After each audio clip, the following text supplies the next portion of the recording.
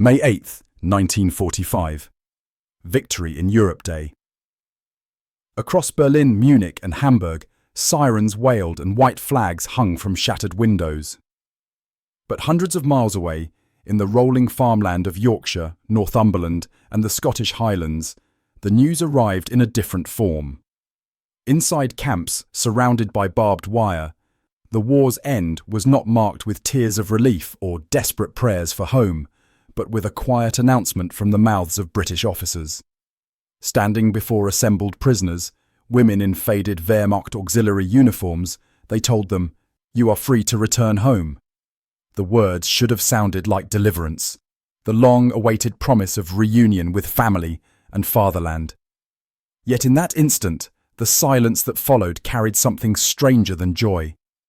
German women, many in their early 20s, some approaching middle age, looked at each other with expressions not of celebration, but of dread.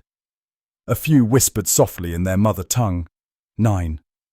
They had been transported across the Channel under guard and uncertainty.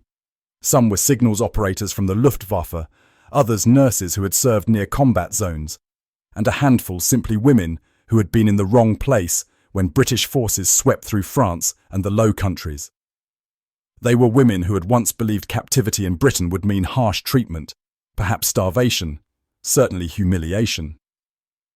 Nazi propaganda had painted the British as vengeful colonizers, cruel masters who would show no mercy to captured enemies.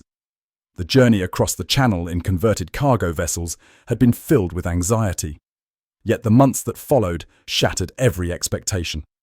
The camps in northern England and Scotland were hardly luxurious, but they were orderly, surprisingly clean, and most shocking of all, the food arrived with regularity and abundance. One young prisoner, barely 23 years old, had written in a smuggled letter home, "They give us tea with sugar. Real sugar. I had forgotten the taste." Her handwriting, cramped and disbelieving, conveyed wonder rather than gratitude, as though even small kindnesses felt like betrayals of everything she had been taught to expect. Another woman, once a radio operator in Hanover, told a visiting Red Cross official that she had been issued a wool blanket within days of arrival. She had slept under newspapers for the final winter of the war in Germany. These were modest comforts.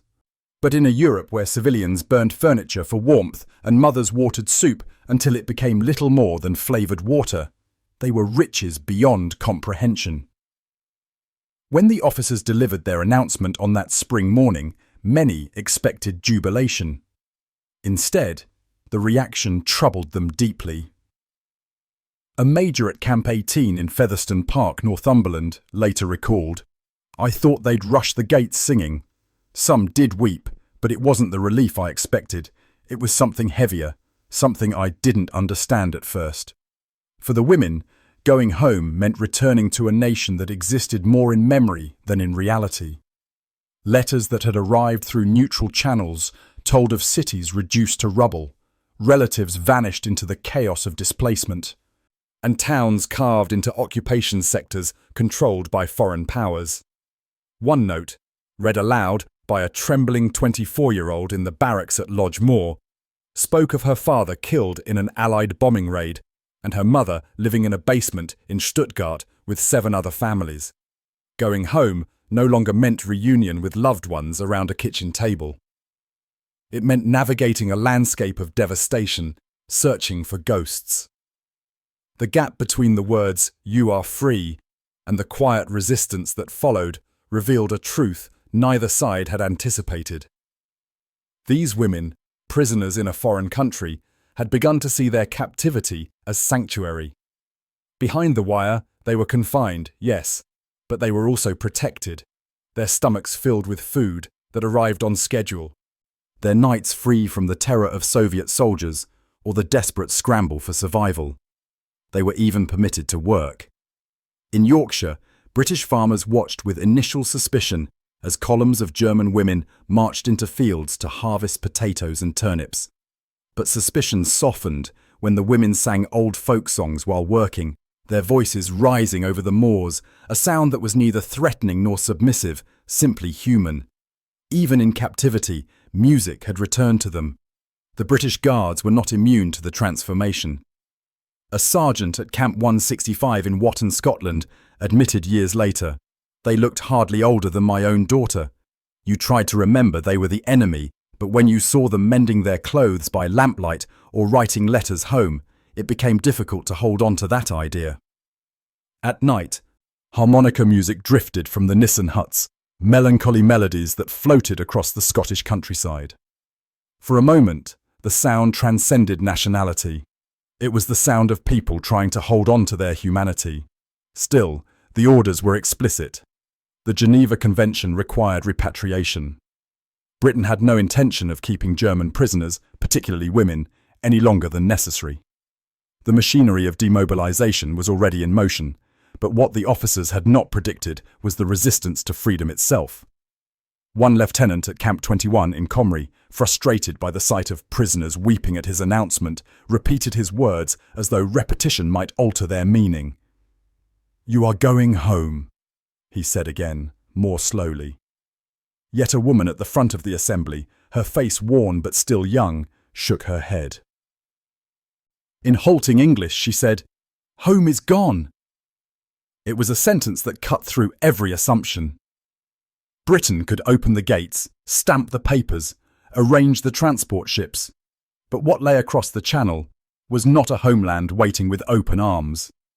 It was ruins and hunger and the grinding uncertainty of survival.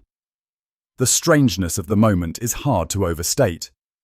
Officers stood bewildered in their khaki uniforms, their duty clear, while before them stood women who should have been desperate to board trains to the coast, yet who instead begged, sometimes openly, to remain behind the wire in the country that had defeated them. The irony was sharp enough to wound. Britain, which Nazi propaganda had portrayed as a dying empire of oppressors, had become, for these women, the only place where safety felt real. A young corporal, barely 20 years old himself, later described it in a letter to his sister. "I never imagined that prisoners would ask us not to release them. But some of the girls, and they are girls really, cry when they think of what's waiting for them back there. They're safer here as captives than they'd be free in their own country." He admitted the sight haunted him. War had inverted the natural order. And here was the evidence. Captivity desired, freedom feared. The scene repeated itself in camp after camp across Britain. Not all resisted, of course. Some women were frantic to return, desperate to search for children, parents, siblings who might still be alive. But enough begged to stay that the officers began to grasp the true scale of devastation in post-war Germany. Each petition, each whispered plea, was less about affection for Britain and more about terror of what Germany had become. The women were not embracing their captors. They were clinging to the last place where life held structure. When the announcement ended and the officers dismissed the assembly, the women did not disperse with excitement. They returned to their huts slowly, their footsteps heavy, carrying questions that weighed more than the bundles they had brought from the continent. That night, the lights burned late in the barracks. Some wrote letters in careful script, asking family members if there was still a roof to shelter under, still a home to return to. Others sat in silence, staring at the corrugated metal walls, trying to calculate the distance between wire fences and freedom, between survival and the unknown. And so the story began. Not of liberation in its expected form, but of an unexpected paradox, the desire to remain in captivity, to trade a ruined homeland for the uncertain mercy of a former enemy. The officers had delivered their message. "You can go home." But for many of the women, the phrase carried no promise, only a profound and frightening uncertainty. In the weeks that followed, petitions would be drafted, arguments presented, tears shed in private. The world expected prisoners to celebrate their release, but the reality was stranger and sadder.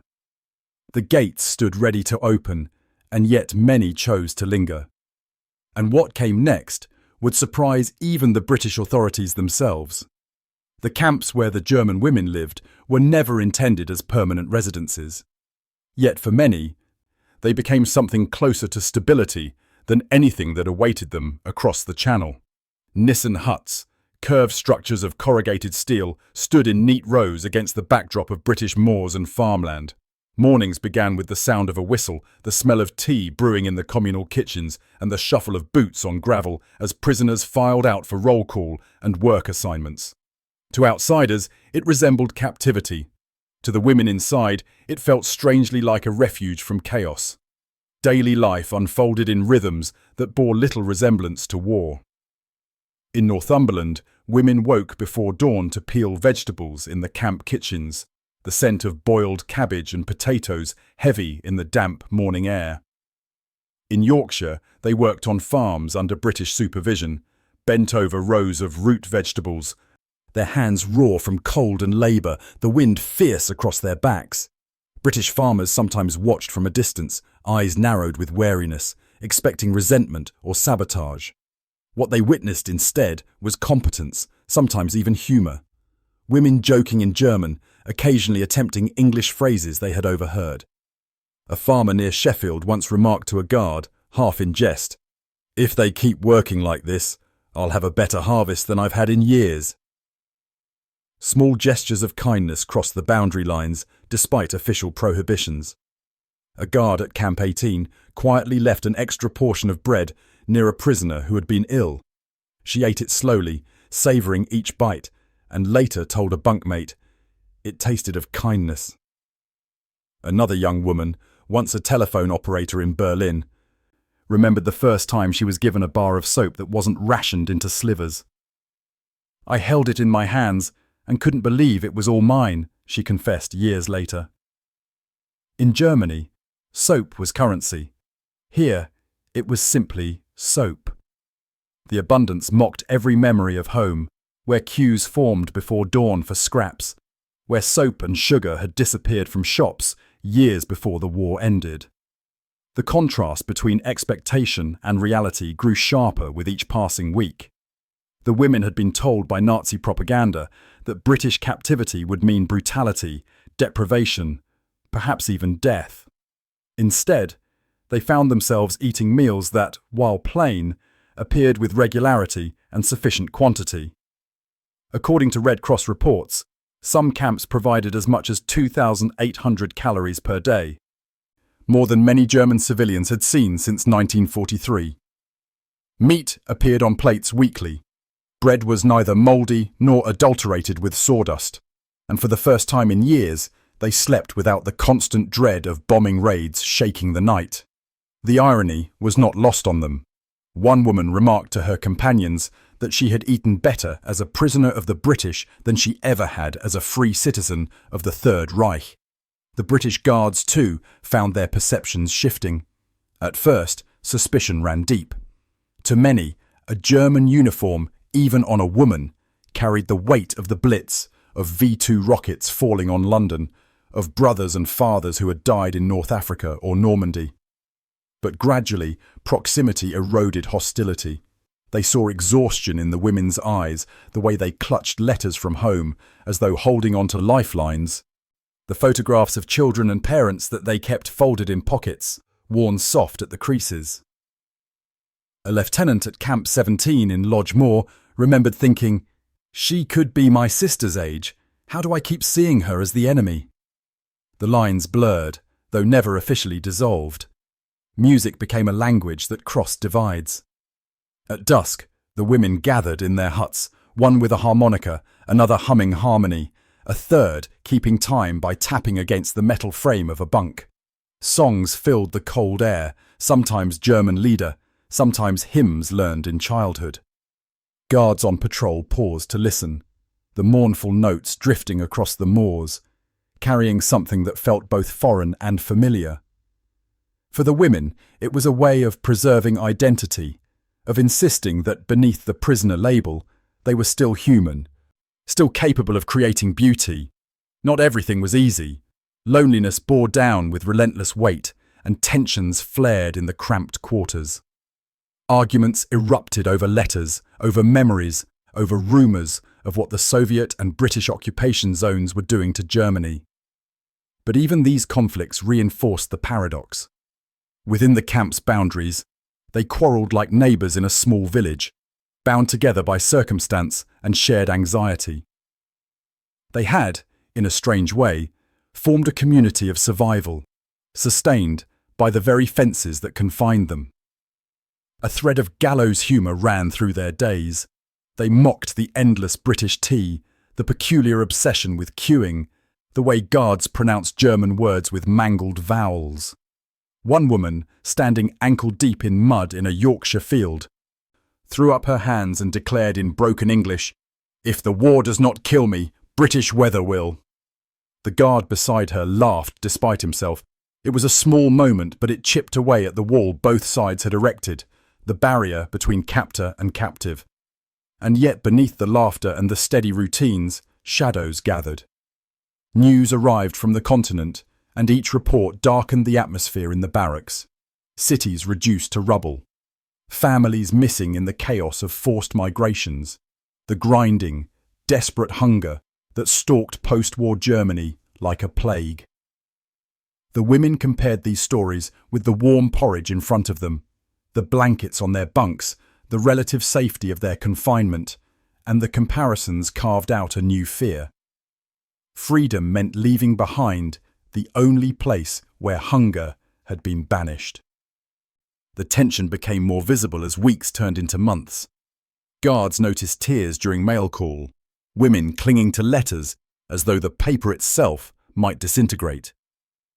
One recalled seeing a prisoner stand motionless at the wire fence for nearly an hour, staring southward as though trying to see across the channel, across the ruins of Europe, to something that no longer existed.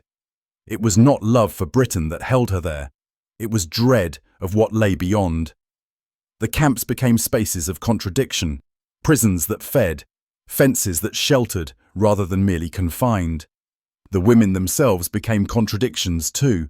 Soldiers without weapons, prisoners who feared liberation. Officers struggled to reconcile duty with reality. Why would anyone resist release rather than sprint toward freedom? The answer grew clearer with each testimony, with each letter read aloud in the barracks because the world outside had collapsed. In this paradox lay the heart of their story. They were not rejecting Germany. They were rejecting devastation. They were not embracing Britain. They were clinging to survival. And as the authorities prepared for the inevitable process of repatriation, the petitions began to surface. Some were spoken in hesitant English, others written on scraps of paper in careful script. "Please, may we stay a bit longer?" It was a strange plea for prisoners to make, one that unsettled the officers who encountered it. Captivity had become sanctuary, and freedom had transformed into a source of fear. The irony was cruel, the kind that history seems almost designed to produce. The barbed wire, meant to contain, had become, for many, a barrier protecting them from a world more dangerous than captivity. And soon, as orders for transport solidified and dates were set, those barriers would be stripped away.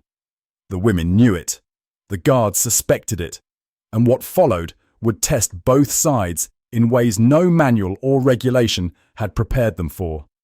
The first convoys were scheduled for the autumn of 1945, their trucks and trains ready to carry prisoners to ports where ships waited to cross the channel.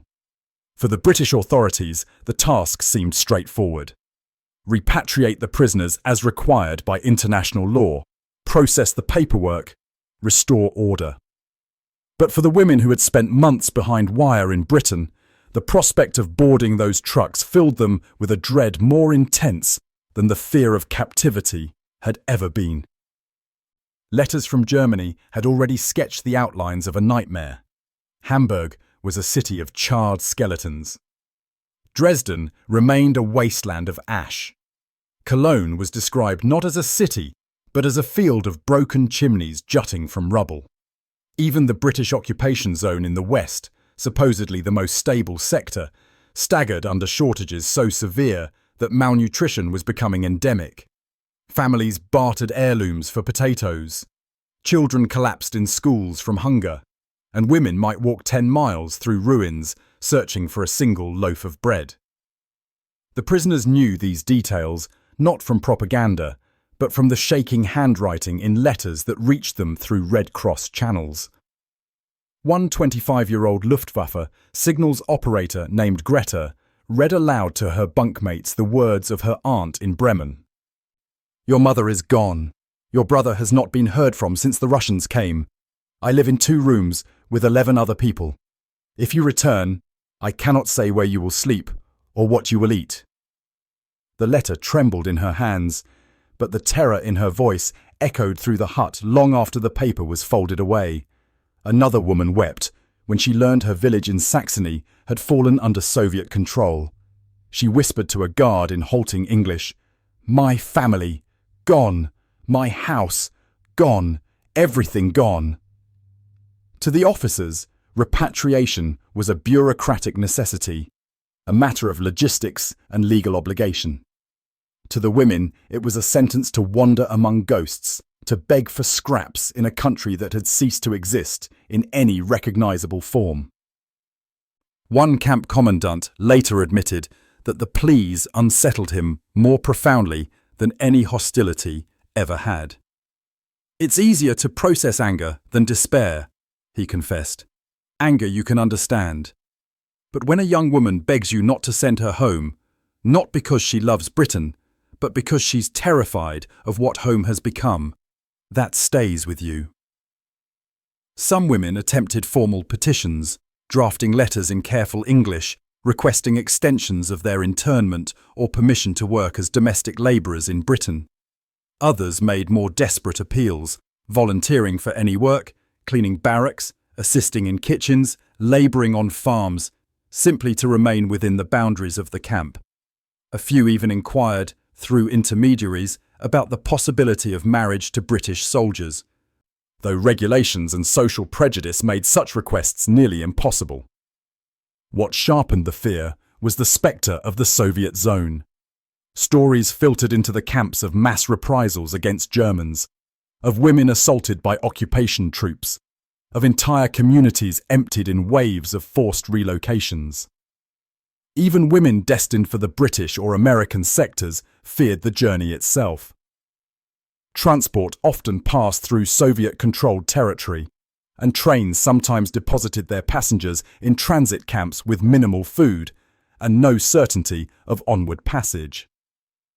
A young woman named Liesel, once a nurse in Frankfurt, told a fellow prisoner that she would rather scrub floors in Northumberland for the rest of her life than spend a single night in the Soviet zone. Her words circulated through the barracks like a vow, though everyone understood it was a vow she would not be permitted to keep. The irony struck many of the British personnel who overheard these conversations. They had been trained to view Germans as fanatical, devoted to Hitler even unto death. Instead, they encountered women who feared their own country more than the barbed wire of their captors. A 20-year-old guard described it in a letter home. "They're frightened of going back. Can you imagine that? They cry at the thought of leaving. They say there's nothing left there, nothing to eat, nothing to live for. Some of them would rather stay prisoners forever." Even small details of camp life reinforced the chasm between Britain and Germany. A prisoner in Scotland marvelled that she could wash with soap every fortnight. Her cousin in Berlin wrote that she had not seen soap in 8 months, that water itself was rationed and contaminated. In Yorkshire, women sang while working in fields. In Dusseldorf, survivors huddled in cellars listening to the sounds of buildings collapsing from structural damage. The comparisons haunted them. Captivity, once feared, had become the only world where routines held, where meals arrived, where nights passed without terror. And yet orders arrived with bureaucratic inevitability. Trucks would depart on schedule. Ships would ferry prisoners across the Channel. Britain would fulfill its obligations under international law. In briefings, officers repeated the assurance that the women should be grateful for release, that they were being given their freedom. Few considered what freedom meant when home had been reduced to rubble. The women themselves tried to imagine it, stepping off a ship at Cuxhaven or Hamburg, only to find themselves among strangers picking through ruins where their neighbourhoods once stood. Would their families still be alive? Would anyone even recognise them? These questions pressed so hard that many lay awake through the night in their bunks, listening to the breathing of their companions, wondering if any of them would survive what came next. One night in Northumberland, a storm hammered against the Nissen huts, rain drumming on the curved metal roof, wind howling through gaps in the seams. Inside, the women huddled together, their voices low. They spoke not of homecomings but of endings. "We will be forgotten," one said. Another murmured, "We will go back as beggars." A third voiced the darkest thought of all: "Better to remain a prisoner than to be free in hell." The lightning flashed across the moor, illuminating their faces, and for a moment they looked less like captives than like refugees, awaiting an uncertain fate. The British authorities tried to offer reassurance. A chaplain visited Camp 17 and told the prisoners that rebuilding was possible, that Germany would recover, that hope remained. His words were sincere, but they carried no food, no shelter, no guarantee of safety. The women nodded politely, but one later confided to a friend, "It is easy to speak of hope when your country is not ash." The sentence carried the weariness of a generation forced to watch their world vanish. As departure dates approached, the women began to change. They walked more slowly to roll call, lingered longer at the fence line, gazed longer at the British countryside they would soon leave behind. Some guards, hardened by years of service, found themselves moved by the sight. One remembered a young woman tracing her fingers along the barbed wire as though trying to memorize its texture, her last tether to safety before being cast into uncertainty. "I thought prisons were meant to hold people against their will," he wrote later, "but these prisoners were holding on to the prison." The final days in camp were marked by an unease that could not be spoken aloud. Officially, it was liberation. In truth, it was a forced return to a country that existed more as a graveyard than as a nation. The women packed the few belongings they had accumulated, a scarf knitted during long evenings, a photograph of a guard's family, given in a moment of kindness, a notebook filled with observations about soap and tea and music. Each item felt heavier than it should, because each one represented a life about to be erased. When the trucks finally arrived, engines rumbling, exhaust clouding the autumn air, the sound carried both relief and dread. The officers believed they were fulfilling duty, closing a chapter of war. The women felt they were stepping into exile, into a darkness more complete than captivity had ever been, and as they climbed aboard, some with tears streaking their cheeks, others with expressions of blank resignation, the contradiction stood naked before history. Freedom offered and refused in spirit because the gates of captivity were closing. But what waited beyond them was not liberation. It was something far more uncertain. And soon, the world would understand just how many had begged not to be freed at all. The first convoys departed with engines grinding and wheels turning on gravel roads. But what lingered most in memory were not the departures themselves, but the faces visible through the truck windows. British guards, men who had served through years of war, admitted later they had expected relief, perhaps even joy, in the women's expressions. Instead, many looked stricken, their eyes fixed on the camp gates, receding into the distance as though they were being torn away from the last refuge they had known. The paradox haunted the men who watched. These prisoners had arrived as enemies, yet they left as reluctant exiles, clinging to captivity with a tenacity no one had anticipated. For some women, the petitions to remain had been written in careful script and handed nervously to officers.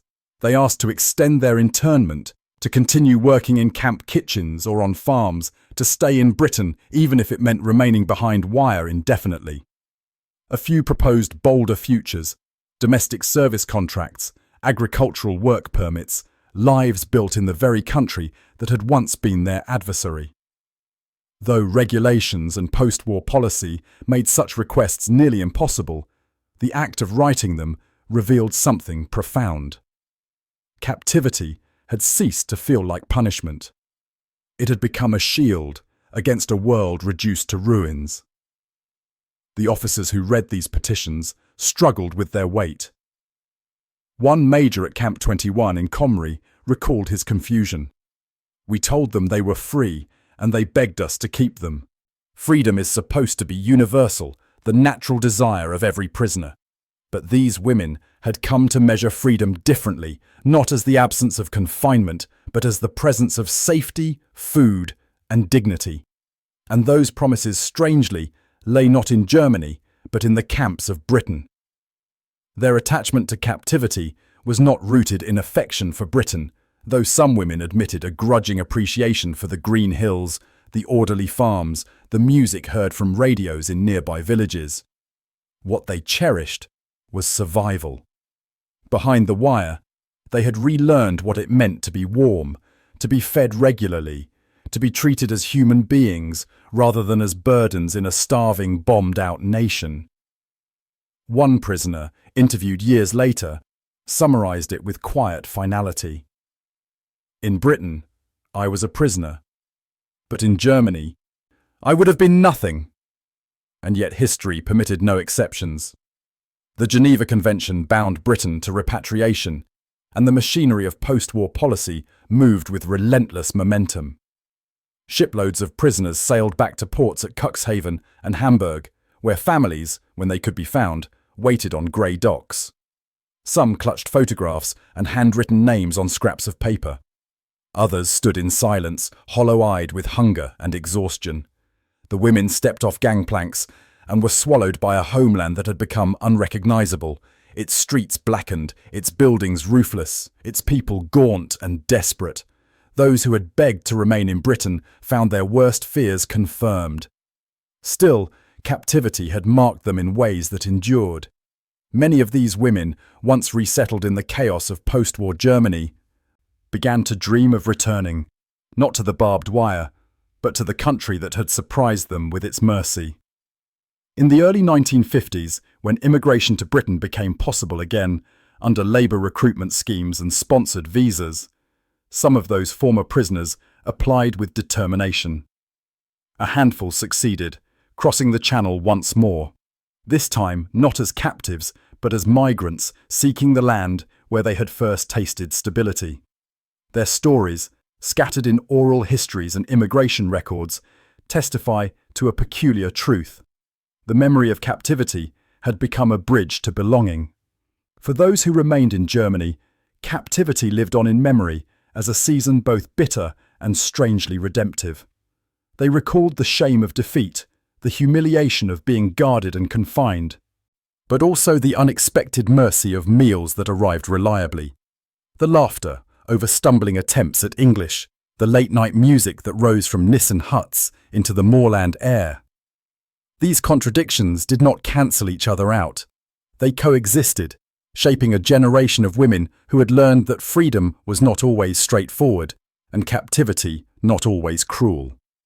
The British Guards, too, were changed. Personnel who had once viewed their prisoners with suspicion or contempt carried home stories of women who wept at the thought of leaving. One sergeant told his grandchildren decades later, "I watched the enemy beg to remain my prisoner. That's when I understood how thoroughly broken their world had become." For him, the memory was not of victory, but of tragedy, the sight of young women holding onto prison fences as though they were lifelines. Even within the camps, the women's attachment to captivity had a quiet, almost sacred dimension. They tended their living quarters, planted small flowers near the huts when permitted, created routines and order where none was required. It was as if they sensed that while the fences stood, they could carve out a fragile dignity, a community bound by shared uncertainty and unexpected discovery of safety. To step beyond those fences meant surrendering all of that to a homeland where even bread and roofs were luxuries. The barbed wire, once a symbol of oppression, had transformed into a perimeter of sanctuary. The story is heavy with irony, too sharp to ignore. British officers who believed in freedom as a universal good were forced to watch their prisoners recoil from it. German women who had once lived under a regime that promised a 1,000-year Reich now clung to the daily mercy of their conquerors. Freedom meant hunger and chaos. Captivity meant survival and structure. History delights in paradox, but few paradoxes cut as deep as this one. And so the narrative circles back to those words spoken in the spring of 1945. You are free to return home. They were meant to unlock a door, yet for many, they sounded like a sentence. In the years that followed, some women rebuilt lives in the rubble of Germany. Others left as soon as borders opened, chasing the memory of the country where, for a brief time, they had known security, despite their status as prisoners. Their attachment to captivity was less about gratitude to Britain than about the human instinct to cling to safety wherever it might appear, even if that safety came wrapped in barbed wire. Even now, the image remains vivid.